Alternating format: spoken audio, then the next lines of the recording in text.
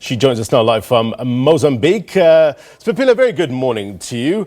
So I understand that the preliminary results will be released today. Can you confirm that?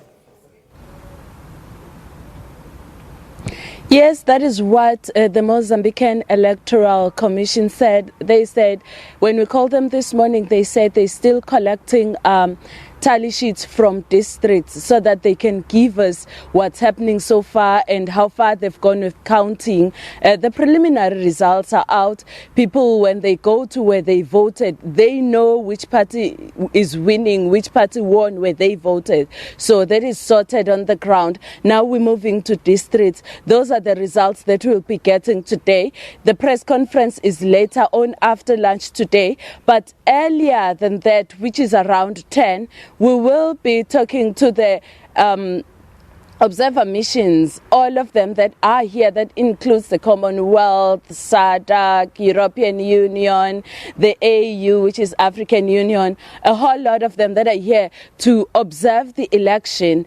And what you started with earlier, that 73 people have been arrested in connection with creating disturbance during elections. 9 of them are from the opposition party, which is Renamo, and they were arrested in Sofala for deciding that they will go there and remove ballot boxes, which is wrong, which is not within the law. So basically, we'll be getting more information today as to what has happened, what has transpired, what we should expect. What we also know is that the election results will be out by the 30th. They had given a 15-day period within which they'll be able to give out the official final results. Blaine? All right, so official results being released on the 30th. We should get some prelim results today. Talk to us about the apparent killing of a local observer, Siphephile, in Shai. What's the latest with regards to the investigation there? They wouldn't really come out and say how far they are with the investigation, but the Mozambican National Electoral Commission said a person has been arrested and 2 others died, but I don't know how they died. Maybe they were shot, because when we were still in South Africa, we heard that they were police officers. After shooting that observer, they were caught by other police when they were trying to escape. So those 2 that died might have died there. Paul Quinica told us that 2 of them died and 1 is under arrest, is in police custody. So I think now the process that is left is for the case to begin and then they move forward. The AU had a word on that. They said it's not healthy for any democracy to experience this, especially towards elections. The European Union and Commonwealth also said something around that not being a good indication for free and fair election. So such things needs to be removed, needs to be worked on. The country needs to work on that. The country needs to fight the attacks that are taking place. Civilians have fled their places in the north because of the attacks that they are experiencing. About 250 people died during the rallies, during the campaign period towards this election. So this local observer that died forms part of that, and no one's happy about that. The law is said to be taking its place, and the state says it's doing all it can to curb the situation. Blaine.